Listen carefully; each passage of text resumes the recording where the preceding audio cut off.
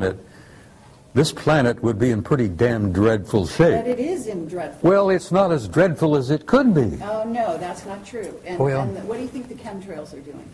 They're covering up, among other things, besides changing the atmosphere to make it better for a hybrid race that the Greys have now created and are going to inhabit this planet on some level. They will never inhabit the planet. The hybrid race will. No, they won't. This planet is going to be preserved, Carrie. They're human. They're half human.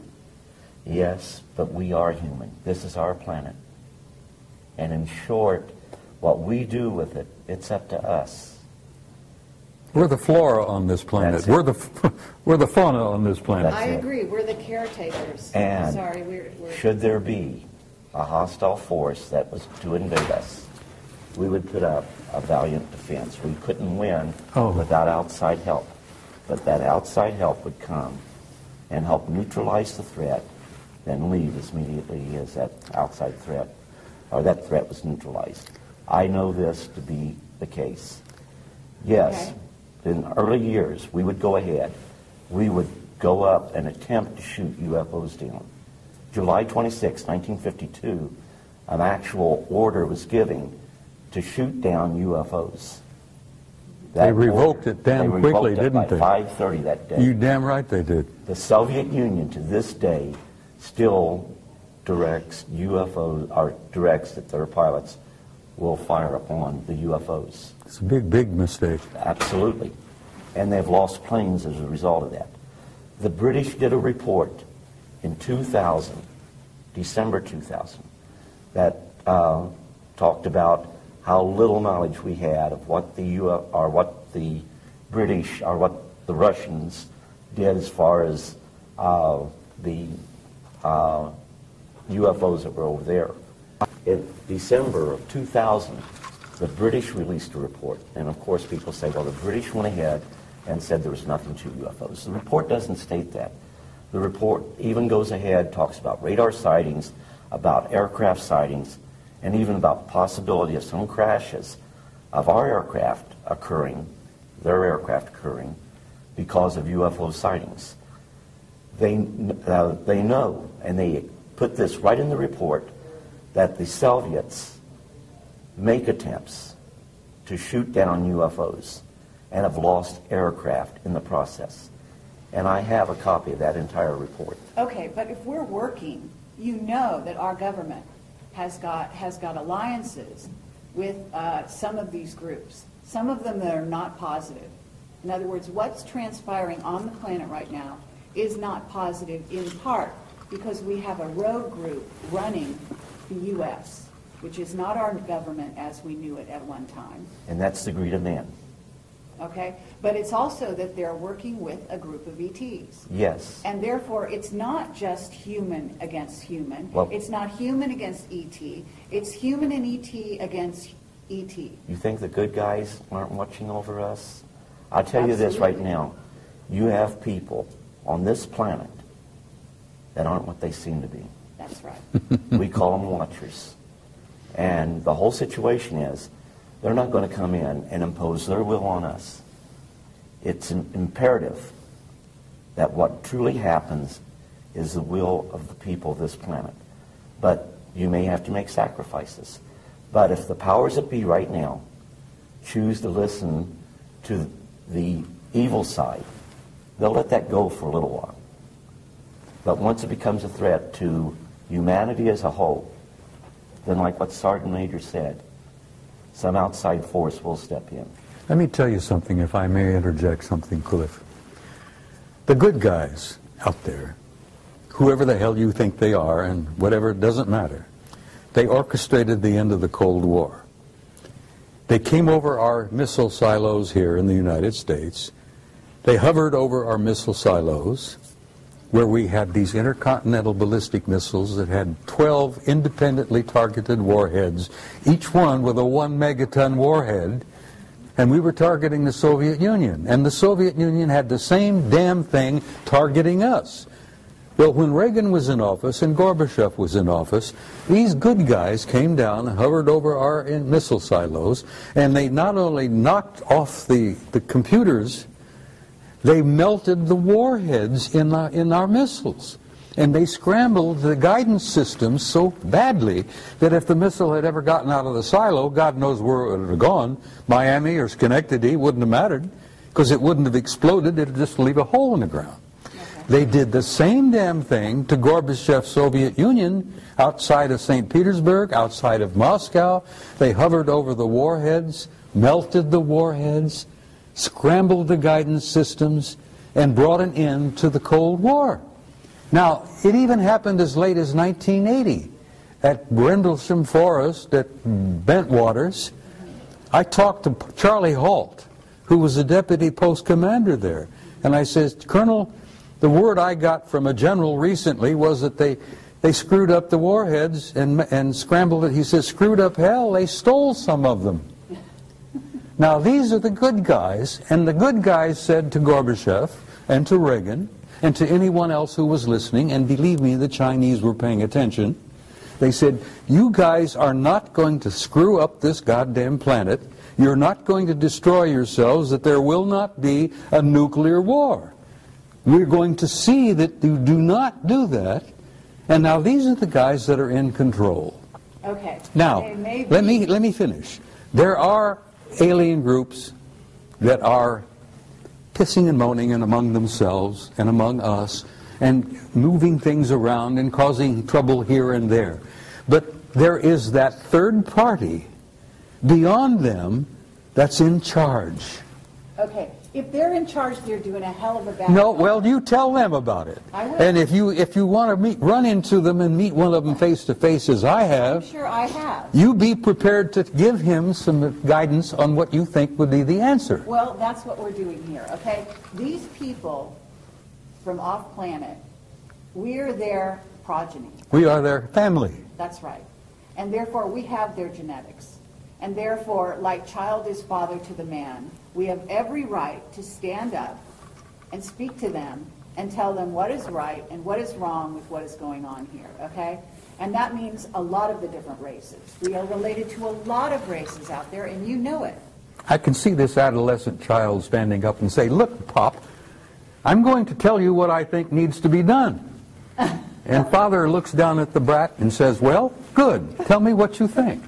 But in the meantime, I'm going to keep your ass out of trouble. I'm going to see that you don't go to jail. And I'm going to not let you blow yourselves up in the meantime. Okay, but we have, let's serious here. We are on the verge of civil war in the United States, and you know it. Both of you. Okay? Our military is extremely discontented. Our government is, well, the secret government is working very hard to funnel most of the money into their black projects.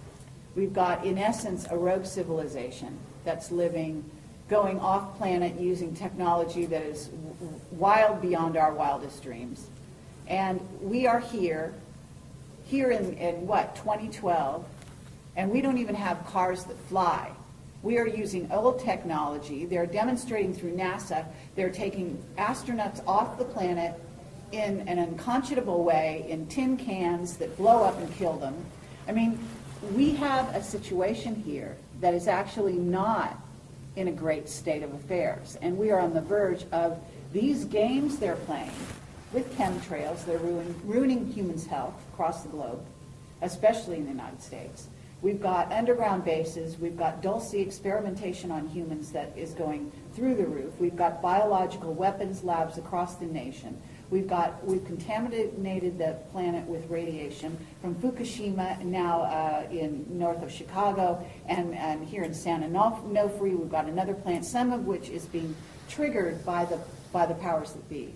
So they are playing games, and they're not just fun and games. They are very serious games. They are messing with us in a sense. They can go ahead and play those games, but the situation is we, an unknowing, unsuspecting public, let it happen. In short, I'm a retired service member. I love this country dearly. If anybody threatened this country, I would lay down my life for our way of life. Out of all the countries in the world, this country right here has the greatest form of government. But what makes it great is the people. And we can talk about the evils of the government and the evils of the industrial complex. But ultimately, we, the people, have the most powerful weapon in the world. This is what it is. And when it comes time to vote, you vote. When you think that there are things that are wrong, you correspond with members of your government. Now, they may not, in the case of UFOs, you better believe I do a lot of writing to a lot of senators and a lot of governmental agencies. And I'm quite sure they hate that. But as I told a major once, when he asked me, what difference does it make to you if the Pentagon has 50 flying saucers?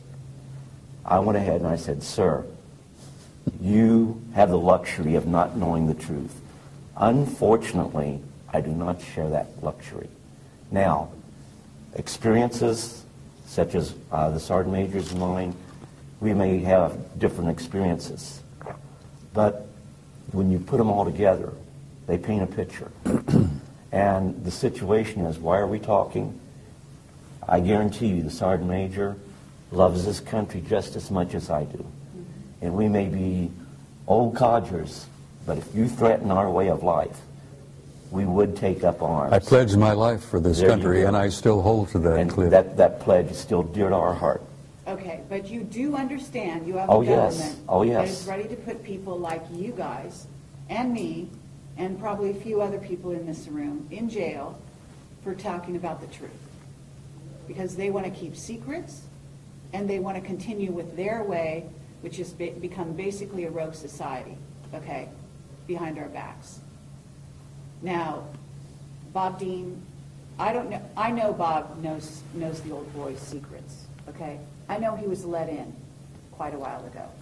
Were you let in? They don't want me in. Okay. Let me put it to you this way. Why not?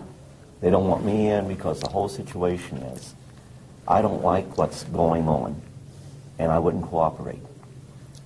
Well, when I first got started in being an interfacer, okay, fine, I went along with it. When I saw we were hurting people, I drew the line in the sand there. That we did not have the right to go ahead and drive people to the edge where they committed suicide, where they lost their families, they lost their job. They would have to go through ridicule because of things that happened to them. When they're involved in something, we give a prosaic explanation knowing that is not the right answer. And I said, no, this isn't right. I have a moral obligation to go ahead, throw myself on my own sword, no matter what people thought of me, no matter if they thought I was crazy, thought I was lying, didn't make any difference. What was important was to go ahead, come out and say, here's what really is going on. Now, why is that important? Because it goes ahead, hopefully, and I had one experience with that since my new book got out, and gives people the courage to say, this is what happened, at least to their families. And they owe that to their families. At some point, they will go ahead and start thinking, we need to come out and talk too. Mm-hmm. That's right. And, you know, it's got to start somewhere. Okay. So they didn't let you in their old boys network, and yet you were an intuitive. You must have had intuitive knowledge.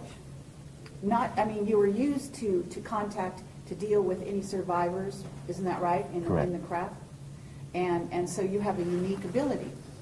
So with that same ability, you have the ability to see beyond the facade with the old boys.